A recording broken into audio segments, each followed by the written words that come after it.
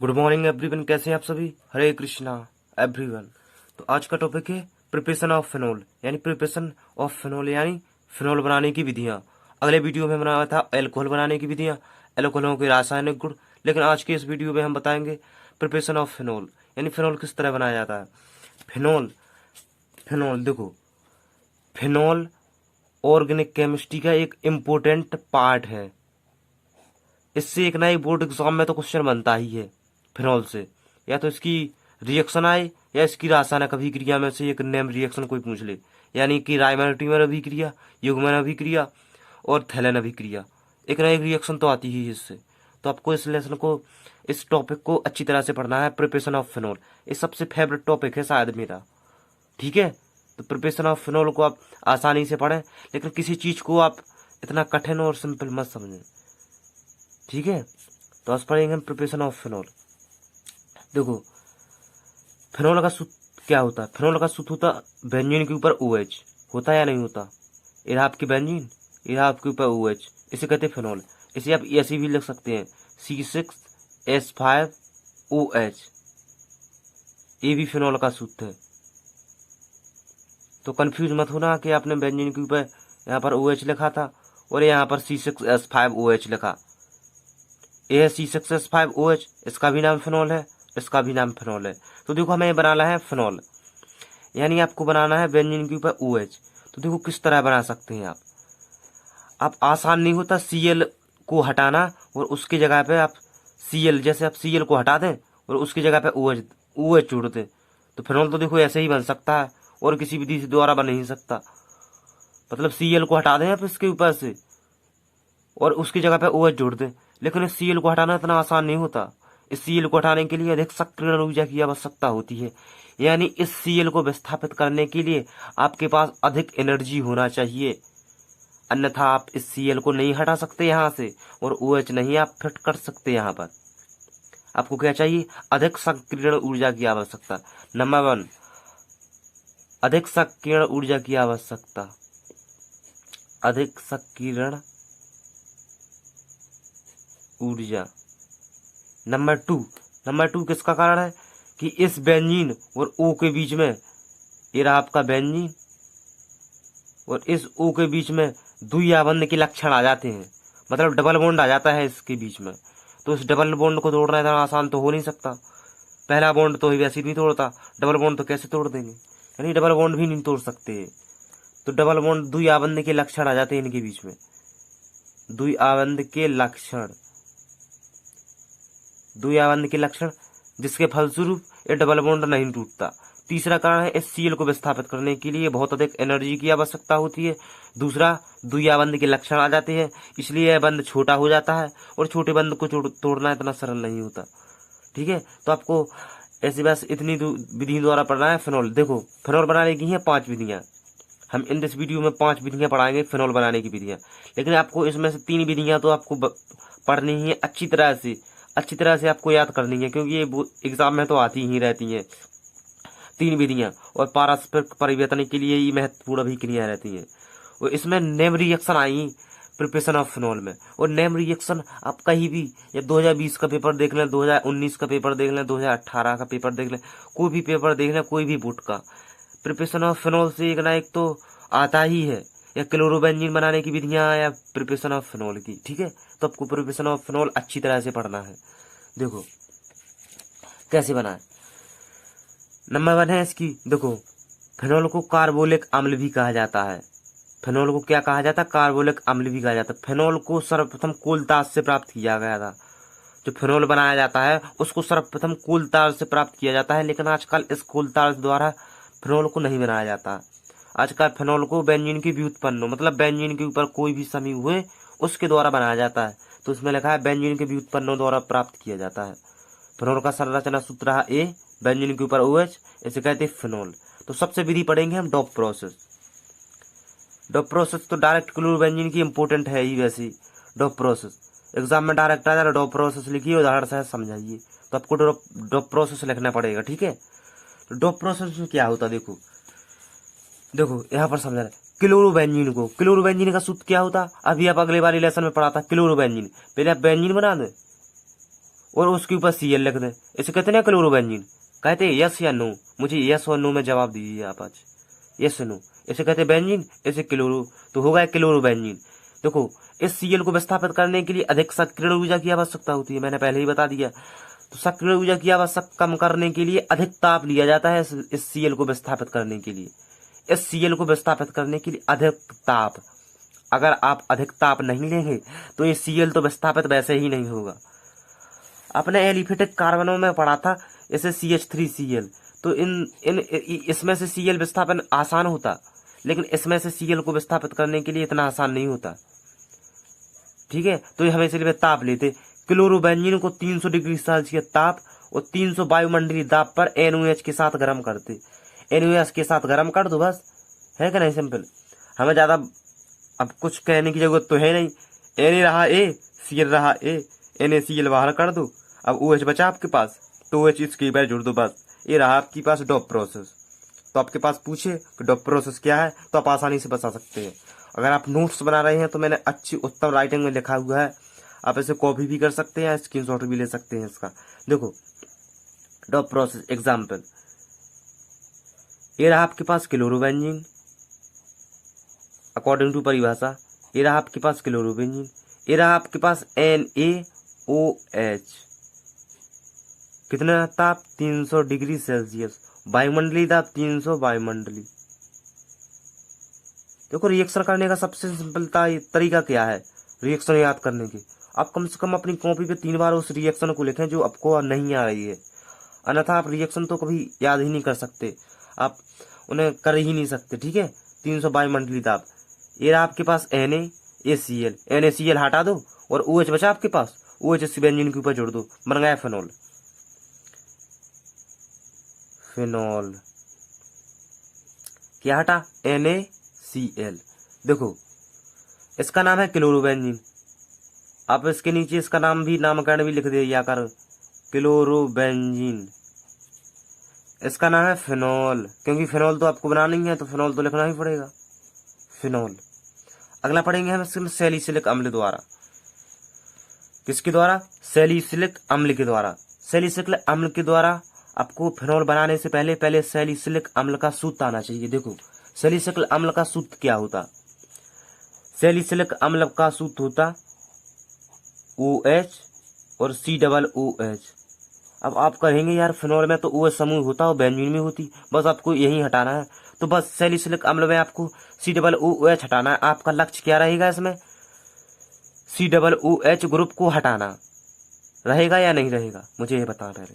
आपको फिनॉल तो बनाना ही है, ये चीज तो आपको बनानी है, और इसमें जुड़ा रहता है सैलिसिलिक अम्ल का सूत्र होता पूरा OH COOH।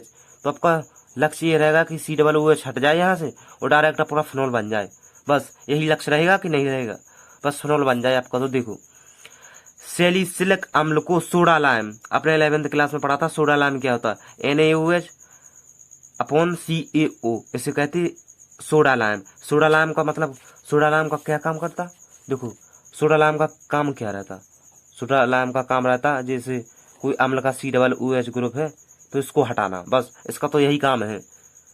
अम्ल का कोई भी ग्रुप हो COOH, इसका काम है इस ग्रुप को हटाना। तो आपसे पूछे सोडा लाइम का क्या काम है, तो आप क्या कहेंगे कि COOH ग्रुप को हटाना। तो देखो सैलिसिलिक अम्ल को सोडा लाइम यानी हमने बता दिया के साथ गर्म करने पर फिनॉल का निर्माण किया जाता है, इससे संपूर्ण रिएक्शन तो हो ही नहीं सकती कोई।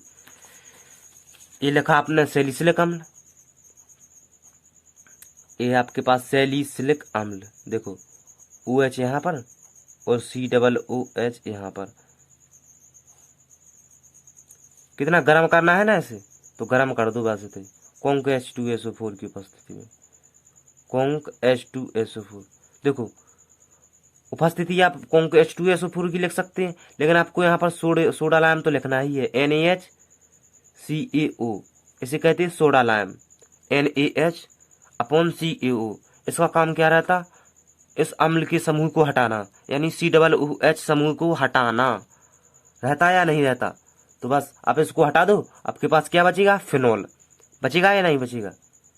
देखो ये आपके पास बचा फिनॉल,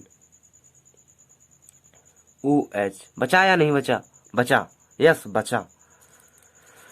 बस आपके पास CO2 हटा दो, एक जल हटा दो, CO2 और H2O, इसे कहते हैं फिनॉल। और ये है अपना सैलिसिलिक अम्ल। ये COOH जुड़ा है इससे, अब भूल मत जाना इसे, इसी में जुड़ा है COOH, इसे कहते हैं सैलिसिलिक अम्ल,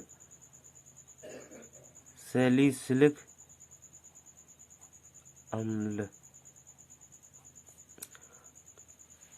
अगला पढ़ेंगे इसमें क्यूमीन के द्वारा। किसके द्वारा? क्यूमीन के द्वारा। देखो 2020 में यूपी बोर्ड में पूछा गया था कि क्यूमीन के द्वारा फिनॉल का निर्माण लिखिए। तो ये सबसे, एक तो डॉप प्रोसेस इंपोर्टेंट है, एक है इसमें क्यूमीन के द्वारा फिनॉल का निर्माण। डायरेक्ट पूछ लेते पेपर में, क्यूमीन के द्वारा फिनॉल का एक निर्माण लिखिए, तो आपको लिखना पड़ेगा, 2 अंकों में आता है। ठीक है, तो क्यूमीन के द्वारा, अब क्यूमीन के द्वारा फिनॉल का निर्माण पढ़ेंगे तो आपको क्यूमीन का सूत्र तो आना ही चाहिए। विथआउट क्यूमीन का सूत्र के द्वारा आप फिनॉल का निर्माण कर ही नहीं सकते। देखो इसकी क्या है, पहले आप क्यूमीन लीजिए,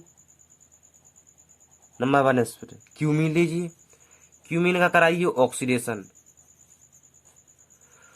क्यूमीन के द्वारा ऑक्सीडेशन कराएंगे तो बनेगा इसमें क्यूमीन परऑक्साइड। क्यूमीन परऑक्साइड का अपचयन कर, अब डाइल्यूट H2SO4 तो क्या कराइए इसका जल अपघटन, जिसको द्वारा बनेगा आपका फिनॉल। क्या बनेगा आपका पास? फिनॉल। देखो पहली ट्रिक क्या है, पहले आप क्यूमीन का सूत्र लीजिए, फिर उसका कराइए ऑक्सीडेशन। ऑक्सीडेशन के फलस्वरूप बनेगा आपका क्यूमीन परऑक्साइड। क्यूमीन परऑक्साइड को डाइल्यूट H2SO4 की उपस्थिति में जल अपघटन कराने पर क्या बनता है? फिनॉल। तो इसकी रिएक्शन पढ़ रहे हैं ध्यान से, इम्पोर्टेंट है काफी, याद रखना, इसे तो मिस करना ही नहीं क्यूमीन को। देखो देखो क्यूमीन का सूत्र क्या होता है, पहले आप क्यूमीन का सूत्र याद करें। क्यूमीन, ये बना दिया अपने बेंजीन, हमारे साथ साथ करें आप, ये बना दिया अपने बेंजीन, यहाँ पर लिख दिया CH और यहाँ पर लिख दिया CH3। बस कुछ नहीं करना है, यहाँ पर CH3 और यहाँ पर CH3। इसका क्या कराना है आपको? ऑक्सीडेशन। इसका नाम क्या है? क्यूमीन। क्यूमीन के द्वारा फिनॉल का निर्माण पढ़ रहे हैं आप, इसलिए आपको क्यूमीन का सूत्र तो आना ही चाहिए। इसका नाम है क्यूमीन। देखो आपने बेंजीन बना दी, उसके ऊपर CH लिख दिया और दोनों तरफ CH3। अब इस क्यूमीन का क्या कराना है? ऑक्सीडेशन। देखो ऑक्सीडेशन के लिए लिखते तो है अकेले O, लेकिन आपको सहल बनाने के लिए हम इसमें O2 लिख रहे हैं, जिससे आपको सहल बन जाए और रिएक्शन कठिन ना लगे। बस हमारा सिर्फ उद्देश्य यही है कि आप रिएक्शन आपको कठिन ना लगे। इसके ऑक्सीडेशन कराने के फलस्वरूप क्या बनता है इसमें? Cumene peroxide. तो देखो क्यूमीन परऑक्साइड का आपको सूत्र तो आता ही नहीं, विथआउट सूत्र के बिना आप कैसे लिख सकते हैं क्यूमीन परऑक्साइड? तो देखो क्यूमीन परऑक्साइड का कैसे सूत्र लिखना है। देखो आपको सेम बनाना है, बेंजीन, ये आपके पास बेंजीन, ए है आपके पास C, बस H ना लिखो, इसके साथ C लिख दो बस। CH3 टंगे है दोनों तरफ तो CH3 टांग दो दोनों तरफ, CH3 इधर CH3 है। इसका H है ना जो, इसका H, इस H को ऐसे टांग दो ऊपर, वो आपके पास 2 O हैं जी, 2 O को ऐसे लिख दो, बस ये बना आपके पास क्यूमीन परऑक्साइड। कठिन तो नहीं लग रहा आपको? सिंपल है। अब बेंजीन बना दी C, अगल बगल पर CH3 टांग दिया और ये H है इसका, बस इसका H यहाँ पर टांग दिया और जो 2 O है यहाँ पर कर दिया मैंने, बस ये बना गया आपका cumene peroxide. Cumene peroxide, cumene peroxide. बस इसका क्या करना है आपको? बस डाइल्यूट H2SO4 के द्वारा जल अपघटन कराना है और फिनॉल बन जाएगा। अब ध्यान से सुनना, इस स्टेप को मैं दोबारा उतार रहा हूं यहाँ पर। ये है आपके पास क्यूमीन परऑक्साइड, देखो बेंजीन, बेंजीन के ऊपर C, यहाँ पर लटकी है 2 ग्रुप CH3 लटके हुए हैं और एक CH3 लटका हुआ, यहाँ पर लिखा है OOH, या आप HOO लिख सकते हैं या OOH लिख सकते हैं। इसका कराना है आपको जल अपघटन, dilute H2SO4, dilute H2SO4, dilute H2SO4 के द्वारा आप जल अपघटन कराएंगे तो बनेगा आपके पास फिनॉल। देखो फिनॉल का सूत्र होता है A, अब मेरी बात ध्यान से सुनना है यहाँ पर।